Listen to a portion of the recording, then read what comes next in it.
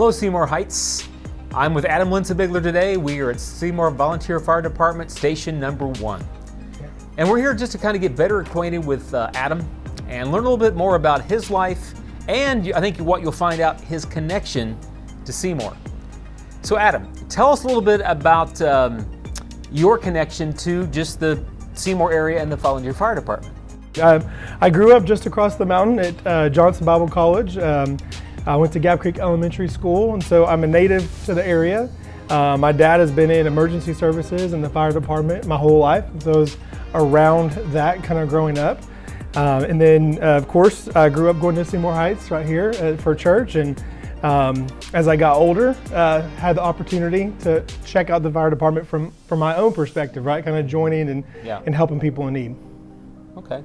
So tell us a little bit about, you felt like there was a desire on your heart to actually even serve with the Volunteer Fire Department, even when you were, a whippersnapper. Right. So for me, really where it was solidified was in college, right? I was, we're around things and helping people before that, but college is where it really set into I can do more, right? For Seymour, I can do more for my town. And working through Dollywood, getting some medical training, I could use that here to help people in the community and responding on calls and different things. Okay. Yeah. So some of our people might not even realize or make this connection that you also have, other than just growing up in the church at Seymour you also were on staff in the past. So Can you tell us a little bit about that? Yeah, so again, grew up in the area. I went to Johnson Bible College and graduated with a degree in Bible and children's ministry. And after graduating, I was able to connect to the leadership here and served on staff for about 5 years as the children's pastor before we were called to ministry in Virginia. Okay. So I came on staff in February of 2012, and basically Adam was waving goodbye as I walked in. So it wasn't because of a clash that we had, it was just God's timing on different things. No, I was bummed that we didn't get to work together more then, for sure. But now we do. I know, now exciting. God's brought us together. So tell us a little bit about your time when you left Seymour Heights then in the spring of 2012. Tell us a little bit about your time away, what you did, and where God kind of used you. Yeah, so we, Megan and I and the girls were serving in Virginia at a larger church, and that kind of brought some new perspective to me. I was still in the kids ministry realm, right? But one of the things that God really spoke to me there in ministry that continued to develop was technology and communication, graphics, some ways to better communicate with the church body as a whole. We were doing a really good job with that in kids ministry in Virginia, and the leadership is like, hey, we think you could do more of that for the whole church too. Okay. And so it was kind of a transitional ministry, from kids ministry into that communication kind of role there in Virginia. Okay. So, your title here, you are a communications pastor, right? And you're also, we'll talk about that in a moment, a missionary in our area. But how does that experience, what happened there in Virginia, help with your average weekly responsibilities here at Seymour Heights? Yeah, great question. It's one of the things I think that I take away from there are some ideas that they were doing, some ideas that we as a group started out trying.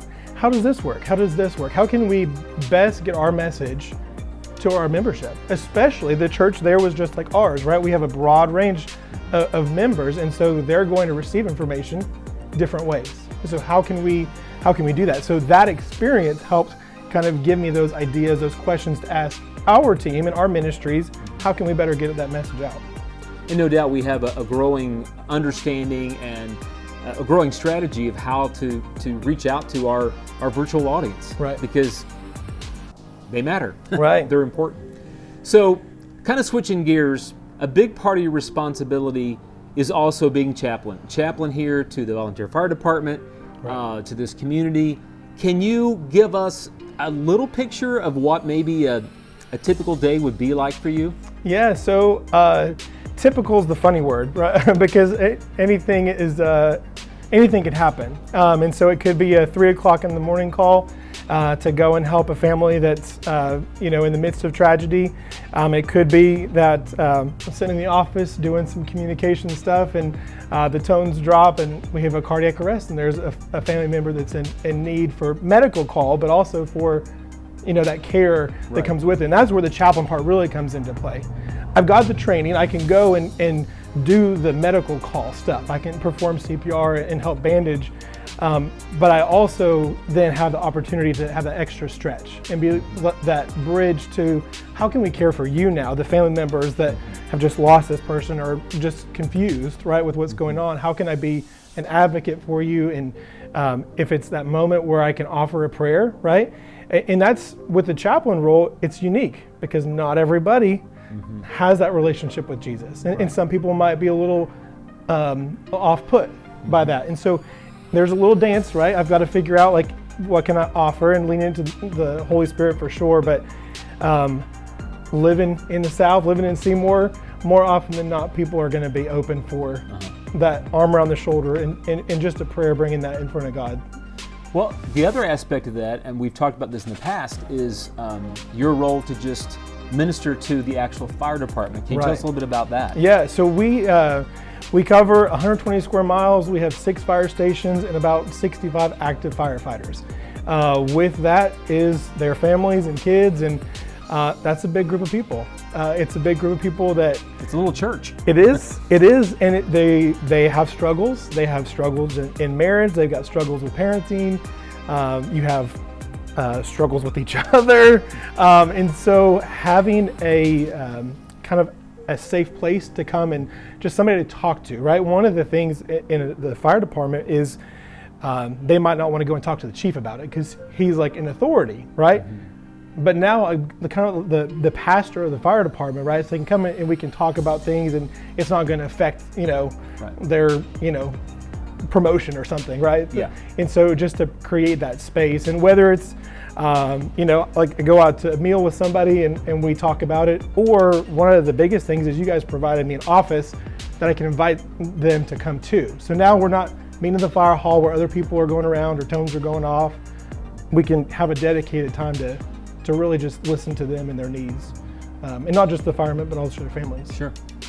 Well, we are very excited. Yeah. And the congregation, as it gets to know you a little bit better, it's just neat to have you on board. Yeah. This is a different role for us. It's kind of thinking outside the box, but the leadership has felt God's called us to this, and so you're our part-time communication director, and you also are the chaplain to this area, and we do view it as a true mission to our community because our community needs a relationship with Jesus Christ. Yeah.